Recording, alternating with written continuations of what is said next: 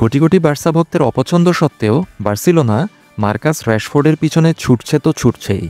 একসময় জনপ্রিয় তুখোড় Argentine forward Julian আলভারেজের ব্যাপারে বার্সার আগ্রহের কথা শোনা গেলেও সেই হৈহুল্লোড় এখন ফিসফাসে পরিণত হয়ে গেছে। বার্সা ভক্তদের উচ্ছ্বাসটাও মিইয়ে গেছে। আপাতত জুলিয়ান আলভারেজ কেস বলা যায় ক্লোজড। এবার জানা গেছে ইন্টার মিলান ম্যানচেস্টার ইউনাইটেডের অ্যাস্টন ভিলাতে লোনে পাঠানো খেলোয়াড় মার্কাস র্যাশফোর্ডকে নিতে আগ্রহী। ম্যানিউ বস রুবেন আমিরুমের সাথে ঝগড়াঝাটির পর জানুয়ারিতে ম্যানিউ থেকে অ্যাস্টন ভিলায় লোনে চলে আসেন মার্কাস র্যাশফোর্ড। ২৭ বছর বয়সী এই ফরওয়ার্ড সম্ভবত এই সামারে আর ম্যানিউতে ফিরবেন না, কারণ কোচ রুবেন আমিরুমের সাথে তার মনোমালিন্য। ইংল্যান্ড জাতীয় দলের এই খেলোয়াড় বার্সেলোনায় চলে যেতে চান, যেখানে কাতালান জায়ান্টরা আগ্রহী। তবে লা লিগার চ্যাম্পিয়নরা রেড ডেভিলসদের বিরাট অর্থের দাবি পূরণ করতে রাজি নয় বলে র্যাশফোর্ডের এই স্বপ্ন পূরণ নাও হতে পারে।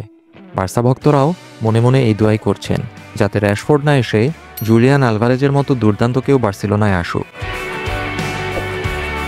এদিকে ইংরেজি দৈনিক দ্য সান এখন জানিয়েছে যে প্যারিস সেন্ট জার্মেইনের বিপক্ষে চ্যাম্পিয়ন্স লিগের ফাইনালে নির্মম পরাজয়ের পর ইন্টার মিলান এই সামারের র্যাশফোর্ডকে চুক্তিবদ্ধ করতে আগ্রহী। নেরাজ্জুরিরা তাদের দল পুনর্গঠন করতে আগ্রহী। বিশেষ করে সৌদি ক্লাব আল হিলালের সাথে বস সিমন ইনজাগি যখন চলে যাবার জন্য আলাপ আলোচনা করছেন। খুব সম্ভবত ব্যর্থতার দায় মাথায় নিয়ে সিমন ইনজাগি সৌদি প্রো লিগে পাড়ি জমাবেন। অ্যাস্টন ভিলা কোচ উনাই এমেরির অধীনে লোনে খেলা মার্কাস র্যাশফোর্ড অ্যাস্টন ভিলার হয়ে ১৭ ম্যাচে মাত্র ৪ গোল করেছেন আর ৬টি অ্যাসিস্ট করেছেন।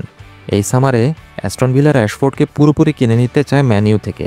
তবে ২৭ বছর বয়সী খেলোয়াড়ের বিশাল বেতন বহন করতে অ্যাস্টন ভিলা সক্ষম নাও হতে পারে। মার্কাস র্যাশফোর্ডকে নিয়ে এখন ইউরোপের বড় ৩টি ক্লাবের মধ্যে টানাটানি চলছে। এখন দেখা যাক কার ভাগ্যে জোটে মার্কাস র্যাশফোর্ড।